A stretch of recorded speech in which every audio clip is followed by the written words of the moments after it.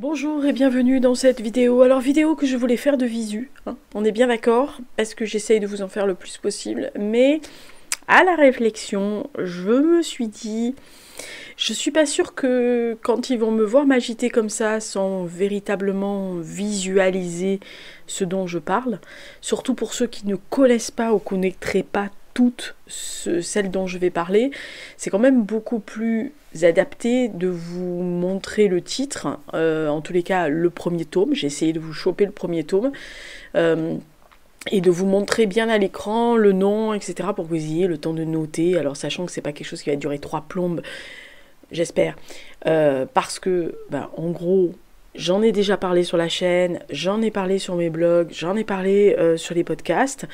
Je pense que ceux qui sont fidèlement abonnés depuis des années, ils connaissent tout ce dont je vais citer, et je ne doute pas que vous ayez lu tout ce dont je vais citer.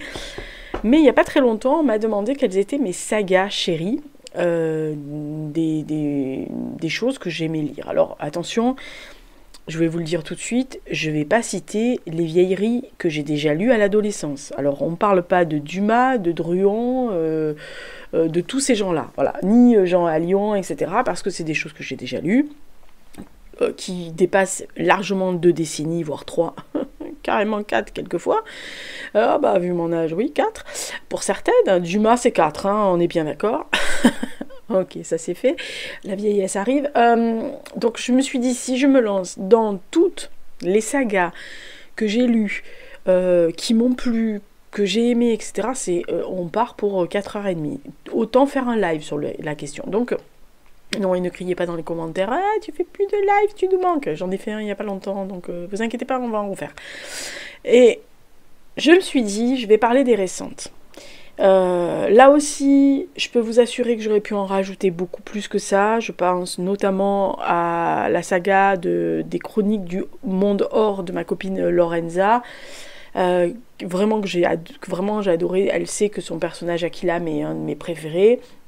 Mais ça faisait beaucoup trop. Je me suis recentrée sur plus ou moins les sagas, entre guillemets, historiques, même si certaines ne sont pas historiques, policières historiques, voilà, avec des personnages emblématiques. Parce que je suis partie du principe qu'il fallait que j'ai un personnage central sur lequel je ulule.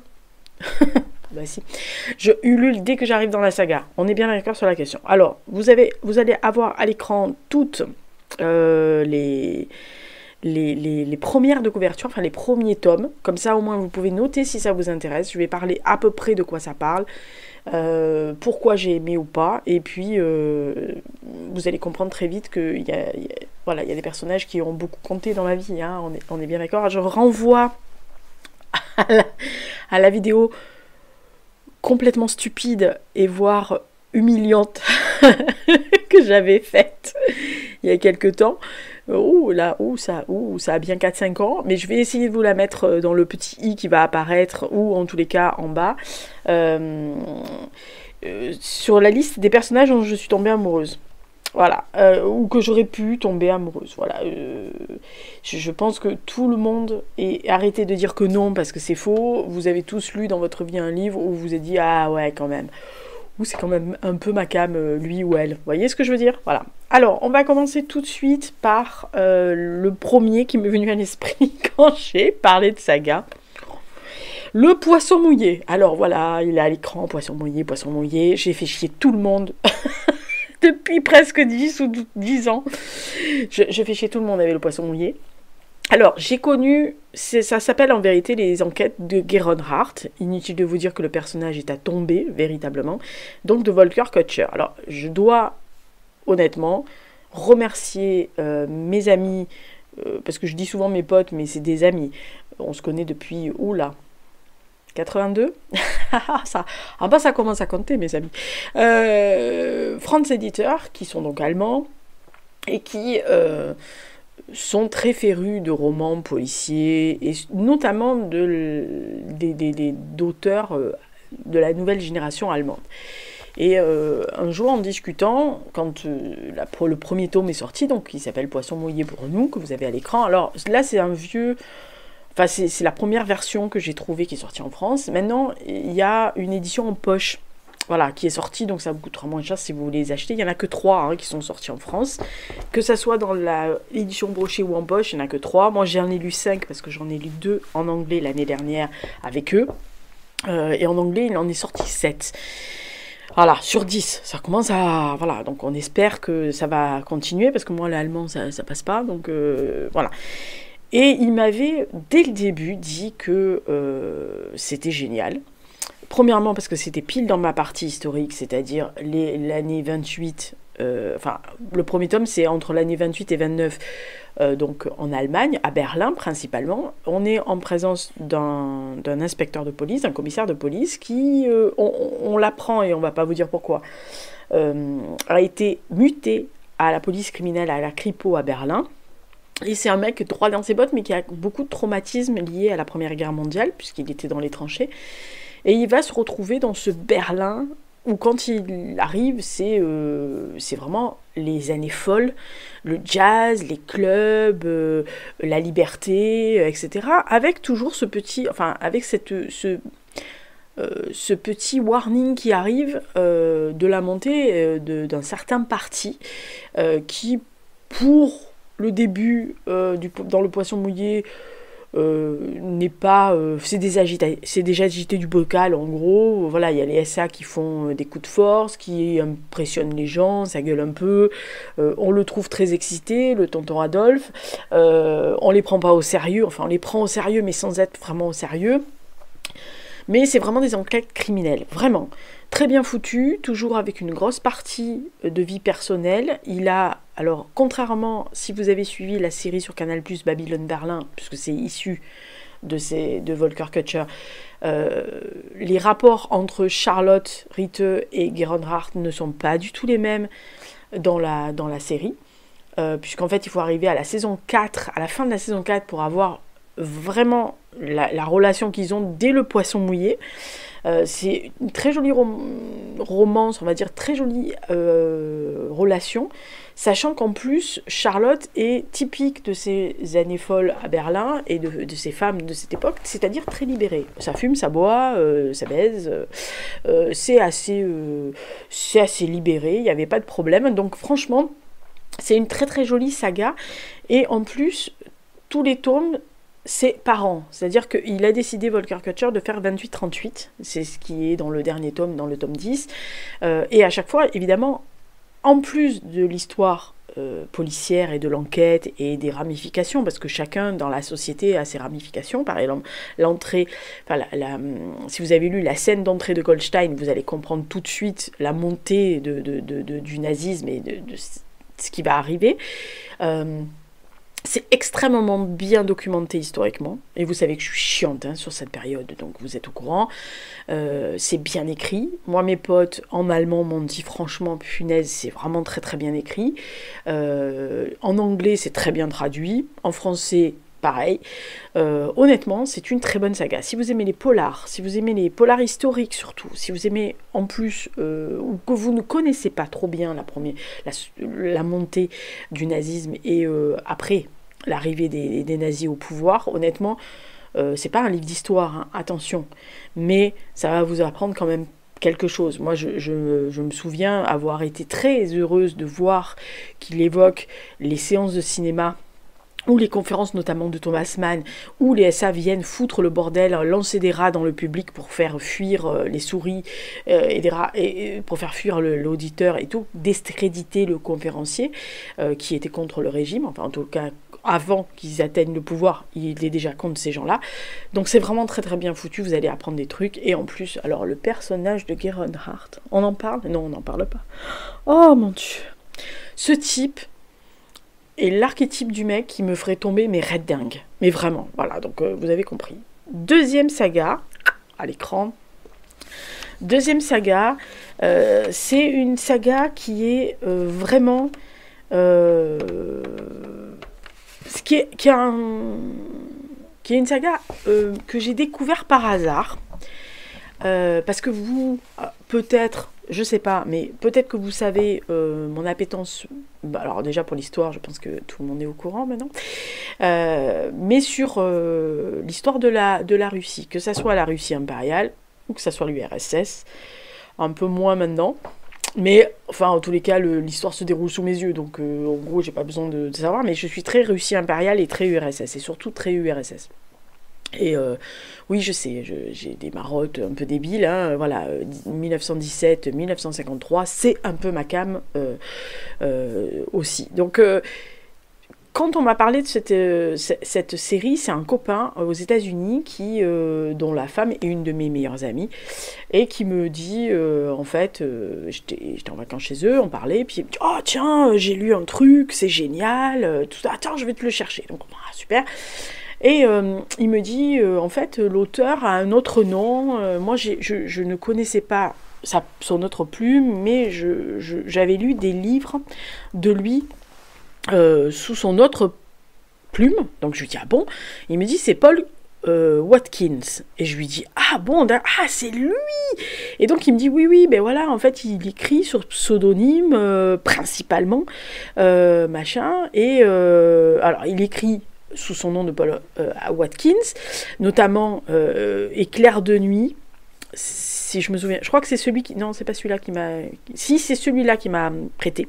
Enfin, en anglais, c'était Night Over Day, Overnight, ou un truc comme ça. Et il me dit, mais en fait, il a signé sous le pseudonyme de Sam Eastland, donc au début des années 2000 et 2010, hein, c'est là que j'ai commencé à les lire, des romans policiers sur l'URSS. Et il m'a dit, enfin, fin de l'empire du tsar et début de l'URSS. Et il m'a dit, ça c'est pour toi, tu adores et tout.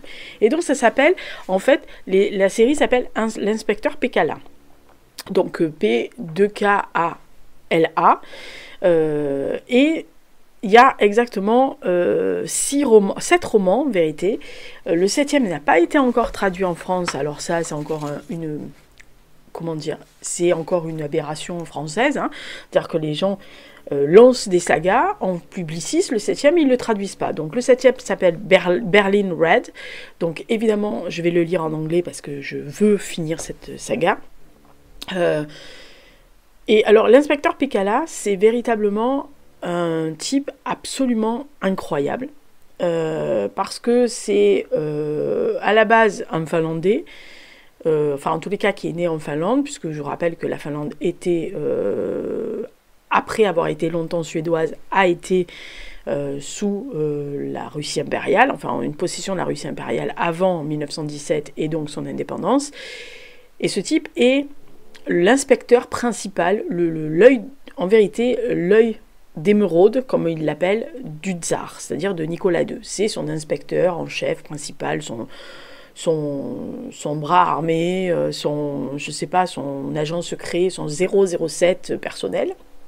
Et ce type, quand on le rencontre pour la première fois, c'est sa relation avec Nicolas II, qui va ensuite évidemment basculer dès le 2e tome dans la Russie bolchevique et dans le début de l'URSS et en tous les cas de la montée de Lénine, Staline et de la clique, et il va devenir un jour entre guillemets contre quelque chose qu'on comprend et voilà qu'on découvre au fil des pages, l'inspecteur de Staline qui ne relève que du petit père des peuples et qui a une relation assez bizarre d'ailleurs avec lui, enfin assez étrange, hein, parce que il est toujours, il prête pas allégeance à Staline, hein, sa vie, il a toujours des relents de la Russie impériale.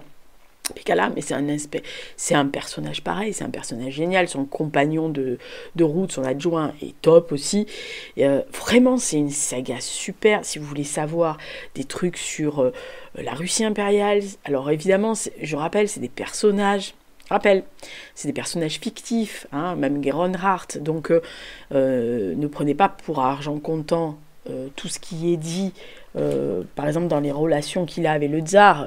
Vous êtes bien au courant que le tsar n'a pas rencontré Pekala, donc n'allez pas chercher de dire ah tiens le tsar il fume ça, bah tiens c'est non, voilà, c'est des romans historiques, mais il y a une grosse base de vraie histoire. Et la dernière fois, c'est vrai que j'ai beaucoup aimé, en fait, j'en ai discuté avec une de mes copines auteurs et qui me dit, ah bah écoute, moi ce que j'aime, c'est quand les auteurs avertissent avant, quand ils font un roman historique.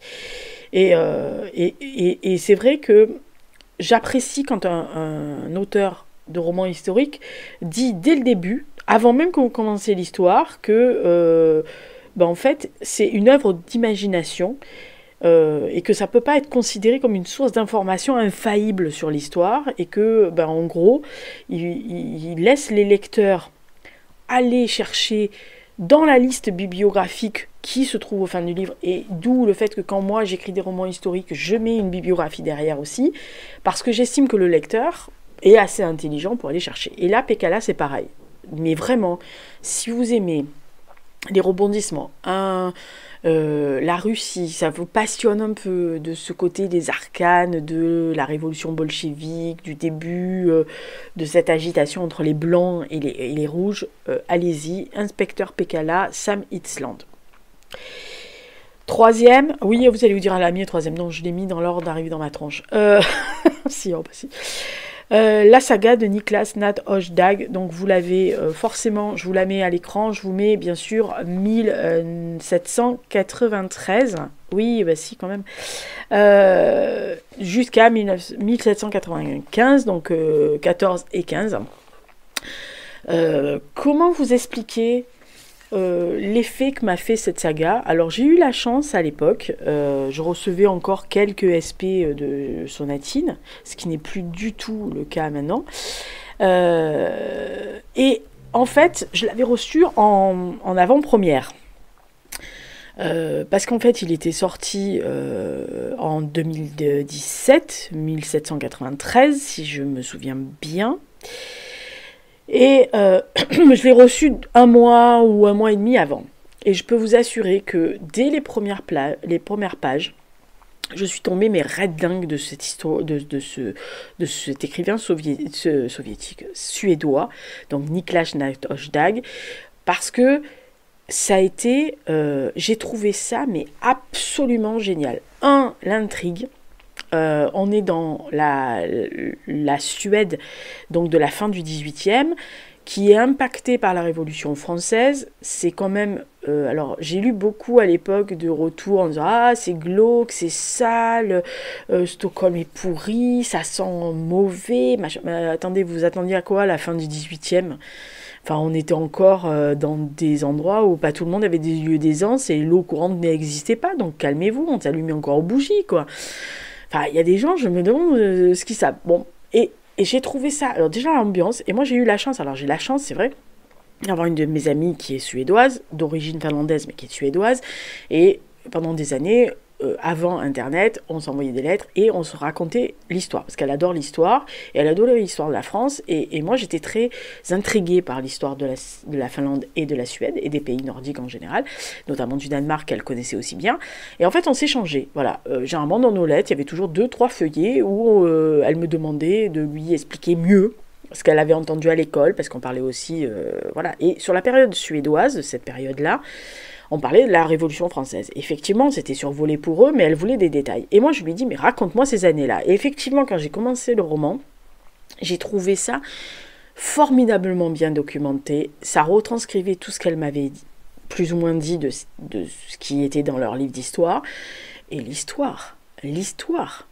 Ce type Cardel qui est handicapé, qui a pas toute sa tête des fois quand même, mais enfin bref, qui a beaucoup de problèmes psychologiques et qui va se caler, attention, avec l'un des plus choupinex que personnage. Je ne suis pas toujours remise de ce garçon, hein, Cécile Vinge, ça a quand même été ma grosse cam.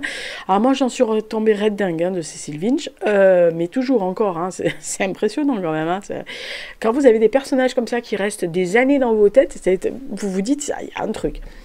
Mais vraiment, tout. Alors oui, c'est glauque, oui, c'est noir, oui, c'est c'est complexe parce que c'est pas un truc, c'est pas oui à la plage. Hein. Voilà, y a des ramifications partout, il y a des ramifications politiques, il y a des ramifications de sociétales, il y a des ramifications personnelles, il y a des intrigues, des sous-intrigues, il y a plusieurs personnages qui ont des vies et des intrigues à eux, perso, etc., qui s'emboîtent, mais tout est hyper bien foutu. Et alors, les deux derniers, et alors le dernier... on va dire les 50 dernières pages, mais qu'est-ce que j'ai pu avoir comme coup dans le cœur. Alors j'ai même pleuré à la fin, pour vous dire, moi. Voilà, franchement c'est un truc, mais c'est absolument génial. Voilà, c'est si vous voulez vraiment une saga dense. Attention, c'est dense. Vous pouvez pas le lire en faisant la cuisine et en regardant une série à la télévision. Enfin, sur Netflix, hein, ou sur Disney+ ou Amazon, ou ce que vous voulez. C'est pas possible. Voilà, c'est vraiment, il faut s'y mettre parce que il met des petits détails à droite, à gauche, etc. Sa nouvelle saga sort en mars, le 12 mars, La malédiction des Stenson. Moi, personnellement, je suis au taquet, limite, je ne dors pas devant la librairie. Je crois qu'ils vont me virer un jour. Parce que je leur ai déjà envoyé un courrier en disant, oui, voilà, tel jour en mars, c'est le 12 mars, si je me souviens bien, il y a le nouveau Niklas Nattosdag. Est-ce que je peux avoir... vous pouvez me le mettre de côté. La fille, elle me dit, mais il n'est pas encore sorti. Je dis, mais je m'en fous. Dès qu'il arrive, tu me le mets de côté. Qu'est-ce que tu m'énerves et tout. Non, mais je suis à la limite d'aller chercher une librairie au nord de la France pour qu'elle me le file avant, quoi. Non, mais... Enfin, file avant, qu'elle me le donne, quoi. Non, voilà. Donc, vraiment, Niklas Nattosdag, j'aime son écriture. J'aime sa façon de faire. Et les personnages, je vous dis, Cardell, Vinge, même le frère de Vinge. Voilà, non, mais sérieux, allez-y. Je peux pas vous dire autre chose que ça a été l'un des plus gros coups de cœur depuis 2017. On est bien d'accord. Voilà, donc il en a fait un en 2019, il en a fait un en 2021.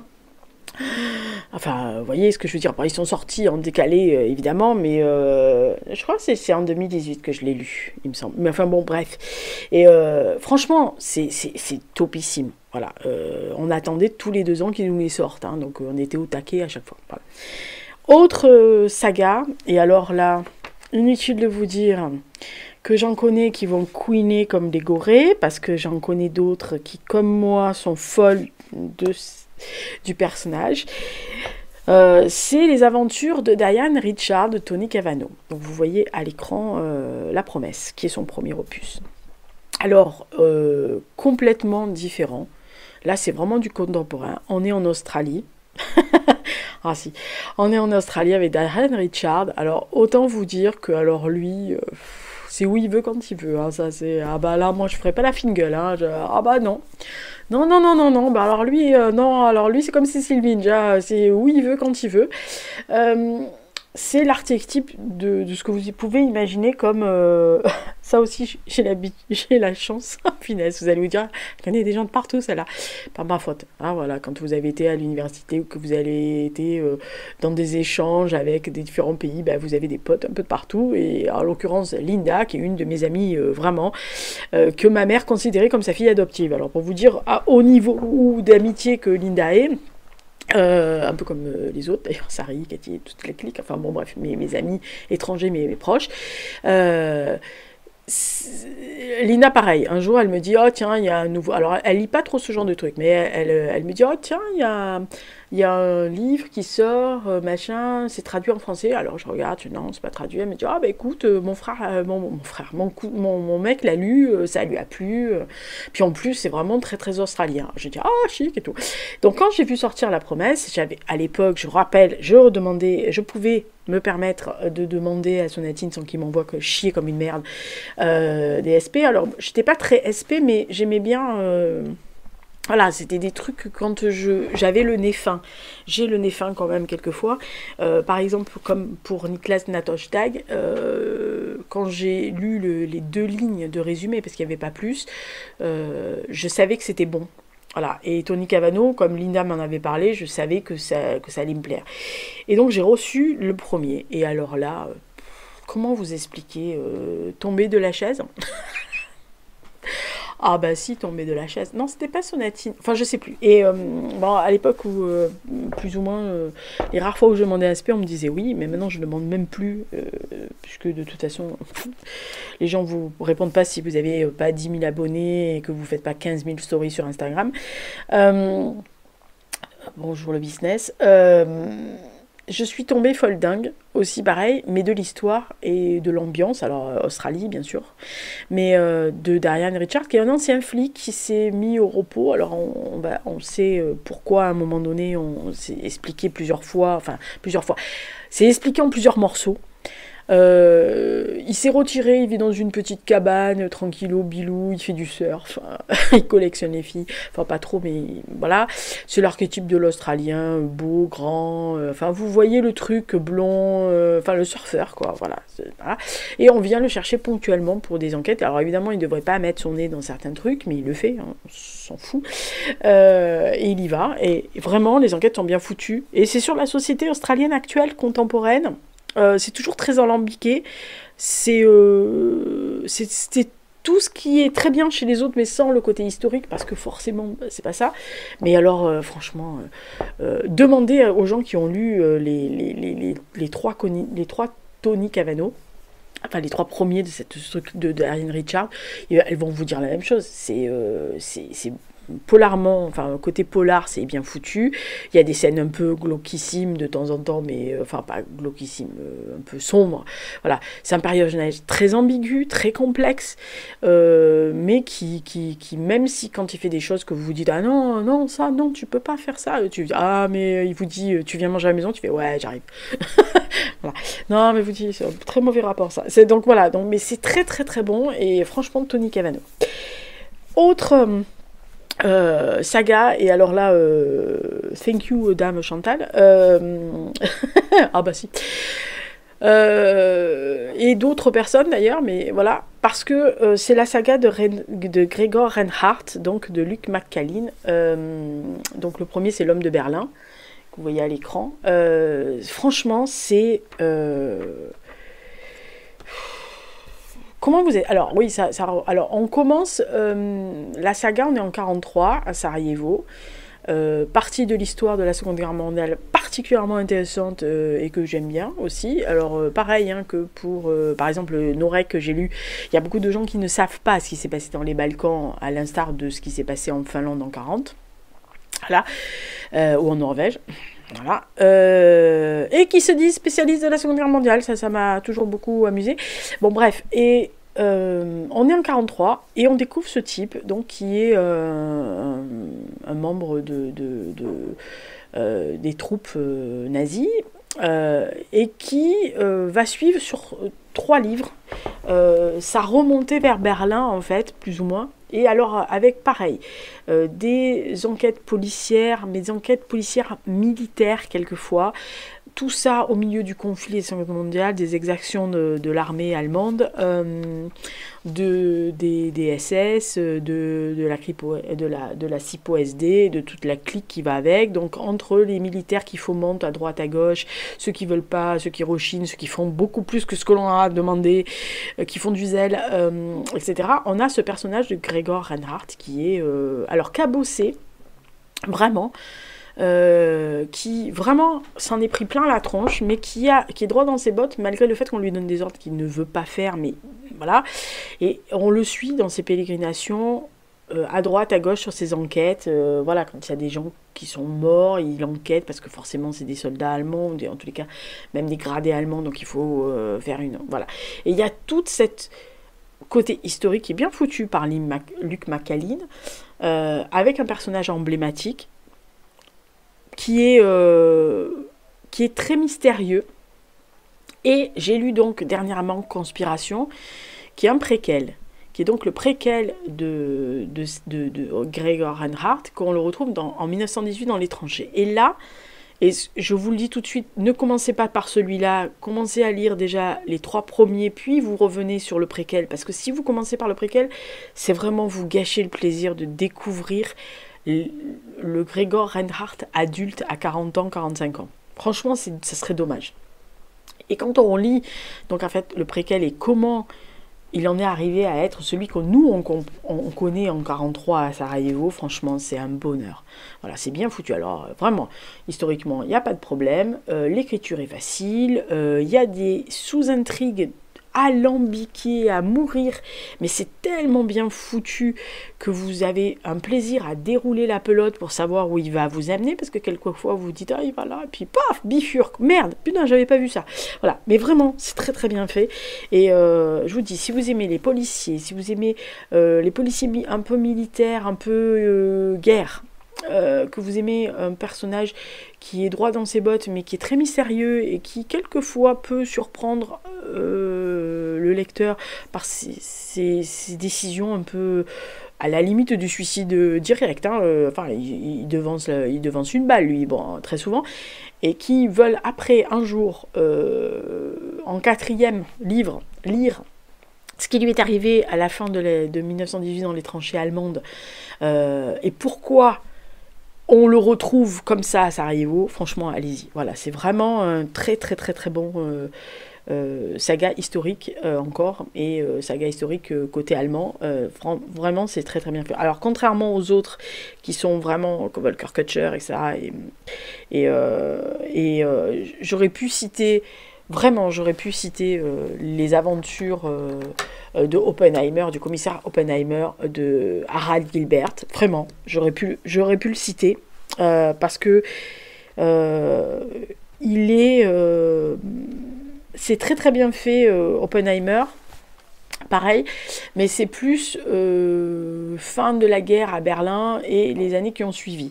Voilà, donc si vous voulez, il y a plein de sagas historiques sur l'Allemagne de ces années-là, alors avant, après, au milieu et après, si vous voulez, de la Seconde Guerre mondiale, mais franchement, c'est très très bien foutu. Voilà, donc allez-y.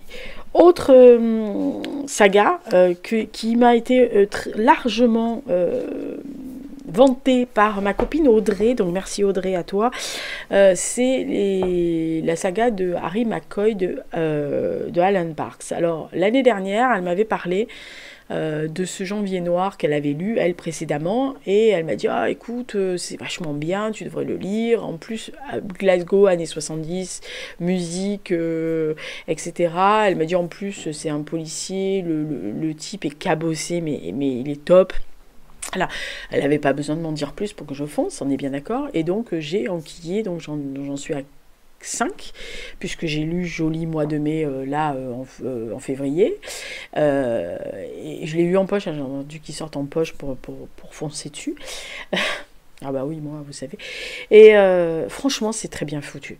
Alors, Alan Parks maîtrise le Glasgow des années 70, donc on suit 70, 71, 72, machin, et avec un personnage qui est un policier, alors qui est un policier, on va dire, intègre, mais avec des manières assez particulières. Il n'hésite pas à faire le coup de poing, il boit, il fréquente les putes, il prend accessoirement 2-3 lignes de coke.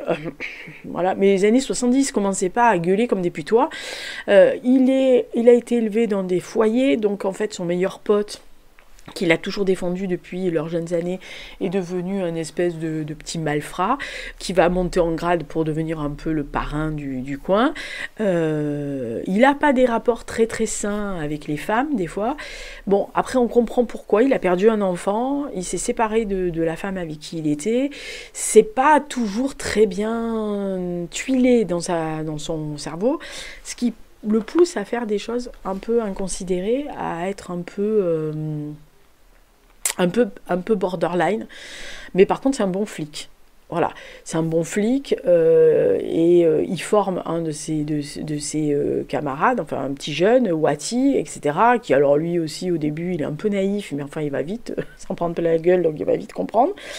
Le Glasgow des années 70, quoi.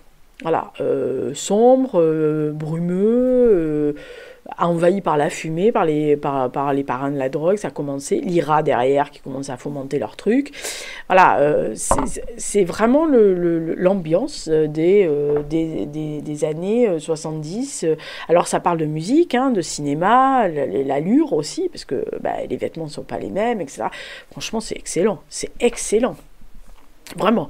Et je regrette absolument, et merci Audrey, je ne regrette absolument pas de m'être lancée là-dedans du tout, parce que je trouve le personnage très attachant. Alors c'est pas du tout le genre de mec qui me ferait craquer, on est bien d'accord, même si choupinesque, mais je m'en méfierais comme de la peste, hein. Ah bah oui, quand même, il a beaucoup trop de bagages le gars, mais c'est très intéressant. Autre saga, et alors celle-là, je pense que tout le monde la connaît, donc voilà, écoutez, on va pas en faire 15 caisses dessus, c'est le département V de en vérité, Jussi Adler-Olsen, mais on va la faire à la française, hein, Jussi Adler-Olsen, qui sort en 11e.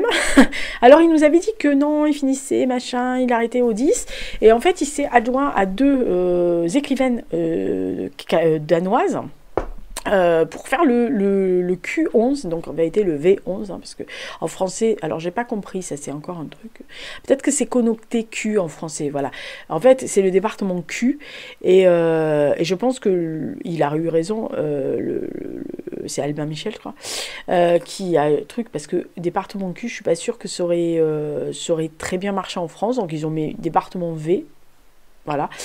Mais c'est une saga extraordinaire. Les personnages de Karl, Hassan, Rose et tous les autres qui se greffent petit à petit dans ce Danemark qui... il y a quelque chose de pourri au royaume du Danemark, sauf le roi. Ah, celui-là, c'est... Frédéric X, mon Dieu qu'il est beau ce garçon. Alors lui, depuis qu'il est petit, moi c'est ma came, hein, voilà, et en vieillissant il se bonifie, bon bref, on va pas fantasmer sur le roi de Danemark, mais vraiment c'est très bien fait, les enquêtes sont policières sont bien foutues, c'est vraiment des thrillers, il y a tout ce qu'il faut, que ça soit personnel des personnages ou derrière le truc très glauque, quelquefois c'est vraiment très noir. Les personnages sont pas épargnés, aucun des personnages est épargné, on apprend petit à petit leur passé, leurs déboires, leurs envies, ce qu'ils ont perdu, ce qu'ils ont gagné. Département V, Jussi Adler-Olsen, voilà, et sachant que le 11 arrive, hein, donc voilà. Alors il est écrit à 6 mains, mais bon, voilà, je pense que s'il les a choisis pour finir, enfin pour continuer le département V, c'est qu'il a une grosse confiance aux filles, parce qu'il a quand même une grosse saga. Et visiblement, d'après les premières interviews, il a dit qu'elle l'avait fait partir sur une autre voie, sur un autre chemin, et qu'il n'aurait pas pensé à développer ça. Donc il y a... Voilà. Et puis en plus, il reste quand même... c'est pas comme Stieg Larsson qui a... Bon, il est mort, pauvre garçon, mais à qui on a donné le suivant à quelqu'un qui ne maîtrisait pas la saga. Lui, il maîtrise la saga, il est resté co-auteur. Donc on peut penser qu'il connaît tellement bien ses personnages qu'elles ne sont pas amusées à faire n'importe quoi. Voilà. Et dernier saga, alors roman, hein, je vais parler de 3 BD derrière. Max Liebermann, Frank Tallis. Alors là, on est dans le Vienne du début du XXe siècle, au moment de la psychanalyse. Max Liebermann est un adepte de Sigmund Freud. C'est un jeune homme bien sur tout rapport, qui vient d'une famille juive, mais qui, à cette époque-là, ça ne se voit pas encore de l'antisémitisme, même si son père n'arrête pas de lui dire qu'il faut qu'il reste sur les radars, qu'il faut qu'il fasse attention, qu'effectivement on sent qu'il y a quand même une tension dans ces années, on va dire, de la belle époque. Mais Max n'est pas un type ordinaire, c'est un garçon brillant, et qu'on essaye de marier avec une jolie fille de son cru, enfin de son statut, et il va aider un inspecteur de police dans ses enquêtes, en fait côté psychanalyse et psychologique, et ce duo un peu bancal, parce que l'autre c'est un ancien combattant, il n'a pas un passé facile, on aurait pu penser qu'ils ne s'entendent pas, mais ils vont devenir très amis, et on déroule des enquêtes, alors très glauques pour le coup, très alambiquées quelquefois, mais bien déroulées, hein. Enfin je veux dire alambiquées dans le sens, voilà, ils vous donnent pas, c'est vraiment pas facile à dénouer.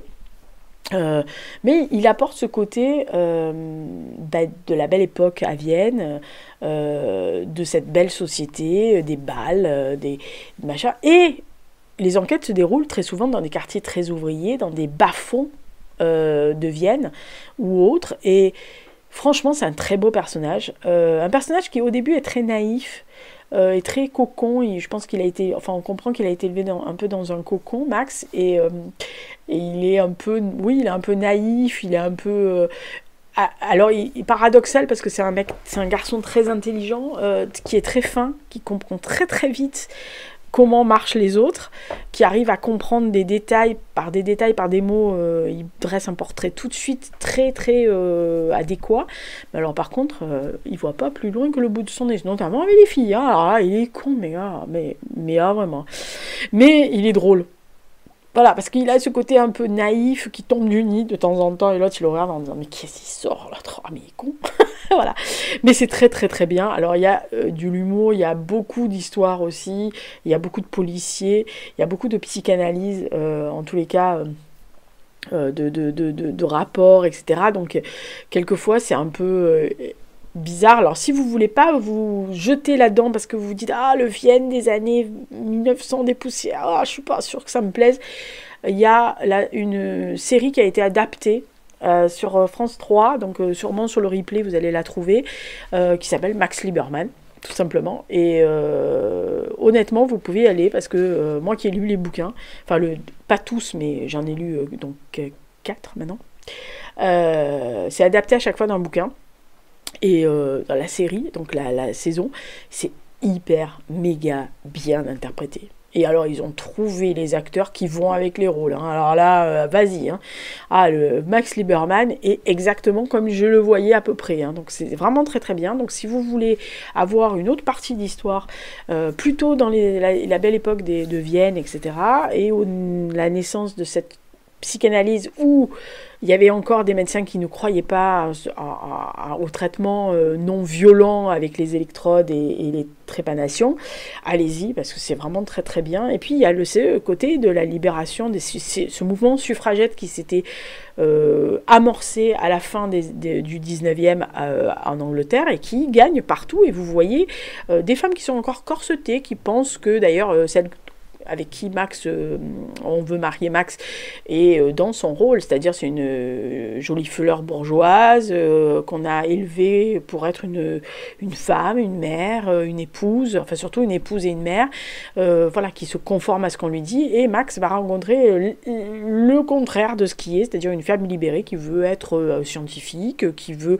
faire des études, qui veut être maître de son truc, qui n'a pas forcément envie de se marier, faire des gosses, etc. Donc voilà, c'est assez étrange mais c'était la société de l'époque, voilà, donc même avec un corset on pouvait envoyer bouler tout le monde, donc vraiment Max Liebermann, vous pouvez y aller. Et donc ensuite vous avez donc 3 BD, et alors là je vous les recommande parce que il n'y a pas à tortiller, alors honnêtement 3 BD qui sont pile dans ma partie historique, hein, voilà, principale. U-Boat, donc comme son nom l'indique, sous-marin. Alors, allemand, on découvre un sous-marin en Amérique du Sud, échoué quelque part dans la mangrove, et va découler toute l'histoire sur une histoire bien militaire allemande. C'est exceptionnel, vraiment c'est bien foutu, les dessins sont très bons. En plus, Jean-Yves, franchement, comment dire, c'est un peintre de marine. Donc il sait très bien peindre les bateaux, parce qu'en plus il a fait une série qui s'appelle Les batailles navales, qui est exceptionnellement bien faite. J'adore ce qu'il fait, et là vraiment le U-Boat, moi je suis restée collée à la saga. J'ai un peu moins aimé le 3e opus, mais vraiment très très bonne saga. Deuxième saga de BD, hein. On y passe vite parce que je les ai déjà traités ailleurs, mais Afrika Korps, si vous connaissez pas l'histoire de l'Afrika Korps de Rommel, vous pouvez aller sur cette BD. Olivier Spintens est un des dessinateurs que j'aime le plus historique actuellement. C'est bien foutu. Ces personnages sont fictifs, soit, mais sont embrigadés dedans, enfin, sont imbriqués, on va dire, dans l'Africa Corps. On suit les troupes de leur première victoire éclair jusqu'à la défaite de Al Alamein. Voilà. Et alors la dernière planche du dernier opus de la saga de Africa Corps est un bijou. Mais un bijou absolu. Moi, j'en ai eu les larmes aux yeux, le dernier truc. Je me suis dit, oh là là, c'est incroyable. Voilà. Donc vraiment, Africa Corps, si vous ne connaissez pas, et si vous n'avez pas envie de vous taper les pavasses historiques, ça peut vous aider beaucoup. Et alors, celle-là, c'est vraiment ma chouchoute absolue. C'est les 4 tomes de l'Armée de l'Ombre. Ça revient sur l'opération Barbarossa. Donc, on commence l'opération Fleur au fusil en juin 41 et on en finit dans le bourbier absolu. Voilà. C'est toujours Olivier Spensens. Vraiment, il est exceptionnellement bon. Alors, dessin, bulles, histoire, etc. Il s'est documenté, il est allé voir des spécialistes historiques sur cette période, etc. Parce qu'il le dit en préambule, hein, comme les bons auteurs. Et enfin, de BD en tous les cas. Et il y a quelquefois des cahiers derrière pour expliquer. Lui aussi détaille. Il y avait un, c'était un truc sur les tanks. Il détaillait les tanks à la fin. Enfin, c'était vraiment fabuleux. L'Armée de l'Ombre, c'est vraiment l'état d'esprit. C'est-à-dire que vous avez au début ceux qui déjà dès juin 41 sont dans la Wehrmacht mais n'ont pas trop envie des masses d'y être. Ceux qui croient au régime, ceux qui n'y croient pas mais qui sont là par obligation, ceux qui savent pas trop où ils se situent, ceux qui sont vraiment déforcenés, ceux qui, malheureusement, on sait qu'il y a les Einsatzgruppen qui suivaient cette armée-là, donc voilà, qui commencent à voir les exactions des Einsatzgruppen et donc qui réalisent que non, c'est pas uniquement un envahissement pour choper la Russie, enfin l'URSS, c'est un truc d'élimination, donc ils commencent à avoir des problèmes moraux gros comme des maisons, d'autres qui en ont strictement rien à carrer. Voilà, et tout ça avec l'avancée des troupes, avec les premières victoires, pareil que l'Africa Corps, et puis l'hiver, le fait certains sont morts comme les grognards de Napoléon, comme on croit l'histoire se répète, et certains ne lisent pas l'histoire. Voilà, les conditions absolument dantesques, terribles des soldats allemands. Alors vous allez me dire, les soldats russes, enfin mais ceux qui étaient envoyés en première ligne, ils connaissaient un peu l'hiver russe quand même. Hein. Voilà, ils avaient froid, mais c'était bien armés, ils étaient bien. Alors les autres, limite, ils sont pas arrivés en bras de chemise, hein, donc voilà. Voilà, mais vraiment des personnages magnifiques aussi, très très bons personnages, très bien développés sur les 4 tomes, et vraiment, je peux que vous recommander si vous aimez l'histoire, mais que comme je vous dis, que vous voulez pas vous taper l'opération Barbarossa, qui est une espèce de pavasse absolue. Alors, je vous le dis tout de suite, il y a un très bon livre, vraiment, qui s'appelle Barbarossa, qui a été fait notamment par Jean Lopez, et qui est un pur bonheur à lire. Par contre, attachez vos ceintures, les mecs, hein, parce que le truc, c'est une pavasse, alors ça pourrait vous tuer quelqu'un, tellement c'est gros et lourd, mais c'est techniquement sublimissime. Voilà. Après, vous avez par exemple, le Kursk 1943, qui est pareil, qui est de roman Topel, qui est vraiment excellent. Puis vous avez tous comment ça s'appelle, les livres sur cette période-là. Moi, j'en ai plein. Voilà, sur les opérations, Stalingrad, machin, et puis même l'avancée de l'opération Barbarossa, les techniques. Alors, voilà. Après, si vous voulez, tout à l'heure, j'ai parlé de la guerre du désert. Il y a un très très bon livre chez Perrin qui s'appelle La guerre du désert 1940-1943. Vous pouvez y aller. Enfin, je veux dire, ou alors vous lisez tous les Rommel, vous lisez tous les Montgomery, voilà, enfin, les mémoires de ces messieurs. Mais franchement, si vous voulez pas vous taper ce genre de truc en vous disant « Ah non, je peux pas, ça va être du terrible !» allez-y aux BD, hein, les BD historiques, si elles sont bien foutues comme celle-là, vous pouvez très bien gagner beaucoup de choses, parce que c'est hyper méga agréable, et voilà. Donc j'espère que cette vidéo, un peu longuette, mais écoutez, je me sentais pas de faire cette vidéo aussi longue, entre guillemets, mais si, 40 minutes ou 48 ou 50 minutes de visu, parce qu'en fait, à part vous mettre le livre devant les yeux, enfin, oui, je sais, il y a des gens qui ont dit « Ah, mais tu aimes bien tes mimiques, etc. » Enfin, ma voix, vous comprenez quand je m'emballe comme une tarée.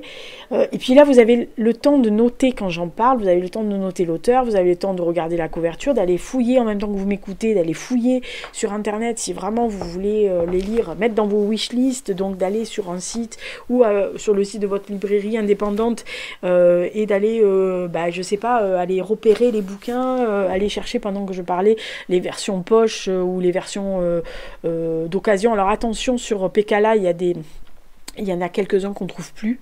Pareil pour, je ne sais plus lequel, qui a aussi un problème de temps en temps, mais en fait c'est surtout sur Pekala, on a du mal à trouver certains de Anne Carrière parce que ils ont été épuisés. Voilà. Et Berlin Red n'est pas encore sorti, mais je le lirai, je vais essayer de me le lire cet été parce que je veux savoir la fin de Pekala. Voilà. Donc j'espère que ces sagas récentes, chéries, vous ont plu. Je rappelle que je n'ai pas mis les sagas historiques, voilà, les gros trucs, les pavasses, que je n'ai pas mis certaines choses parce que je sais que je les ai déjà lues, mais n'hésitez pas, vous, à vous mettre dedans, dans les commentaires, les sagas que vous aimez. Vous pouvez me recommander une saga en me disant « Ah tiens, tu devrais lire ça là ». Peut-être que je vais vous dire « Ouais, je l'ai lu ». Voilà, mais n'hésitez pas. Vous savez à peu près ce qui me plaît, hein, donc maintenant vous voyez, et surtout un vrai personnage, quoi, pas des trucs pas oui à la plage, et ne me chopez pas les Martines à Auschwitz, hein.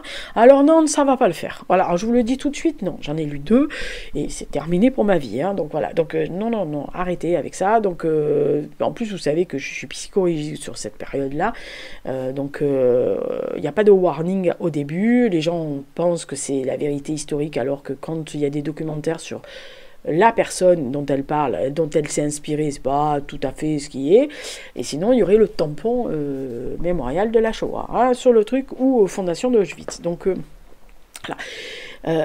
Il y en a plein de livres qui sont tamponnés, officiellement reconnus par les institutions, donc pitié, allez me lire ce genre de choses, voilà.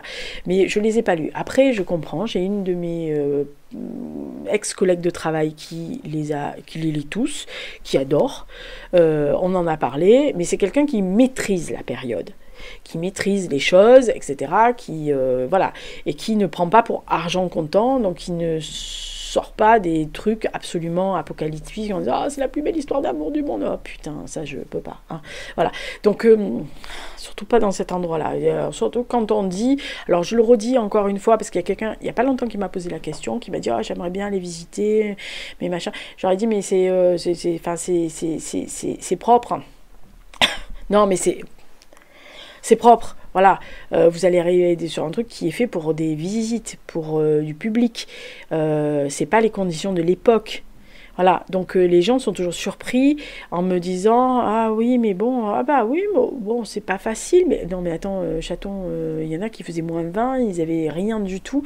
Et par terre, c'était de la boue, des excréments, des gens qui mouraient comme ça, il y avait de la gangrène, des gens qui avaient la dysenterie ou autre chose se faisaient dessus, ils pissaient partout, parce que malheureusement, bref, donc le sang, les trucs, je veux dire, ce que vous visitez, c'est propre, hein, voilà, donc c'est sûr que de faire ce genre de roman dans ces endroits-là, en développant des choses. Alors je sais qu'il y a eu des histoires pour en avoir, vous en entendez quand vous entendez des anciens les témoignages des survivants, et il y en a plein sur le site notamment de la Mémorial de la Shoah à Paris, qui racontent ce qui leur est arrivé. Il y a des moments de grâce, il y a des moments d'entraide, il y a des moments de bienveillance.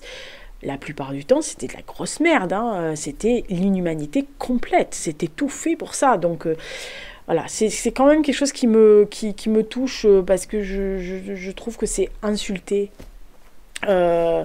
la mémoire des millions d'autres personnes. Voilà, donc c'est un peu craché à la gueule de certaines personnes et ça me gêne personnellement. Mais après, je peux comprendre, je vous dis, une de mes collègues ex-collègues de travail qui est une amie, adore ça et on en parle toutes les deux, mais je vous dis, elle maîtrise.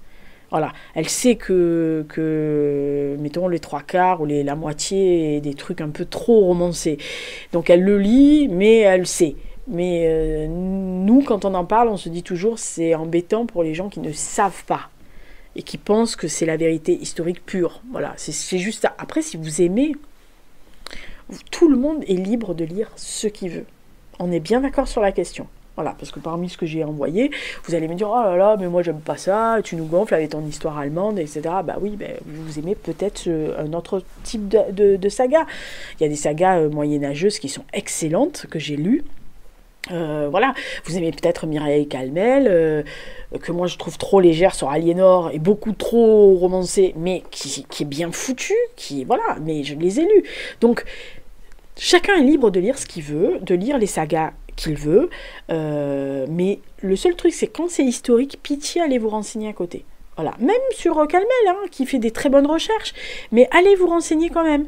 Voilà, parce que j'ai notamment un jour lu le livre de son rejeton, qui a inventé carrément une scène qui arrive à Aliénor, au bord de la Garonne, etc., qui n'a jamais existé, on est bien d'accord. Voilà, mais c'est du roman, il le dit, c'est un romancé. Mais j'ai entendu des gens qui me disaient « Oh là là, mais tu te rends compte, Aliénor, elle a subi ça ?»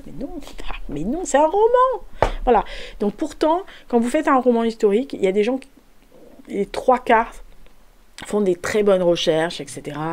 Et ils font une biblio à la fin, et vous allez vous reporter à la biblio, allez expliquer, il y a des sites en ligne, vous allez sur Universalis, vous allez sur Gallica, je vous le dis à chaque fois, Gallica c'est une mine d'or. Voilà.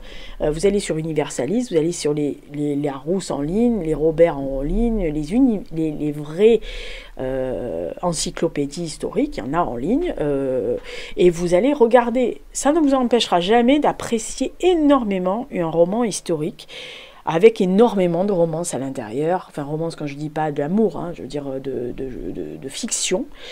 Ça vous empêchera jamais d'aimer ce genre de choses. Moi, il y a des choses que je peux tiquer sur certaines périodes, mais je m'en fous, le personnage me plaît, l'histoire à l'intérieur, elle me plaît, je passe, mais je vais me renseigner, surtout si je connais pas bien l'histoire. Voilà, est-ce que je n'ai pas bien la période, j'y vais. Voilà. Donc j'espère que ces sagas vous ont plu. Dites-moi surtout, alors outre le fait que vous pouvez me recommander des sagas, on est bien d'accord, on recommence sur la question. Mais dites-moi lesquels des personnages vous avez aimés là. Alors je vous signale que, alors attention, c'est Sylvine Jette à moi. Alors commencez pas à m'énervez pas. C'est Sylvine Jette à moi et pas toucher à Gerhard. Ah mais non, ça... Voilà. Et après les autres, je vous les laisse. J'ai quand même un petit faible quand même pour Max Luberman. Mais bon, je vous les laisse les autres. Mais dites-moi si vous les avez vus. J'en connais plein qui les ont lus. Qui vont dire, ah lui. Ah ouais, vas-y. Voilà, mais je répète, c'est Sylvine Jette à moi. Donc merci. Il y en a qui vont dire, ah c'est normal. Il ressemble à un acteur anglais. C'est bien. Allez, je vous embrasse. À la prochaine vidéo. Je sais pas laquelle c'est. Écoutez, ne me posez pas la question. Quelle est la prochaine vidéo? Ah bah si, c'est normalement c'est le programme culturel. Voilà. Il y a des trucs pas mal. Allez, bisous, bonne semaine. Et merci pour tous les commentaires, les plus. Et n'oubliez pas d'aller voir, même si ça vous intéresse pas et que vous n'allez pas l'acheter, on s'en fout. Mais allez faire monter les chiffres de la genèse de Noble Succession en Famille, parce que c'est lamentable à chaque fois. Dès que je sors un roman, c'est la vidéo la moins regardée. Donc, allez pitié, même ne serait-ce que de mettre un cœur, même si vous la regardez pas et vous mettez un drapeau de l'Union Jack dans les commentaires, même si vous regardez pas la vidéo, mais au moins ça fera joli quoi sur mon CV, histoire que les gens pensent pas que je suis une grosse daube. Ciao, bonne semaine, à la semaine prochaine.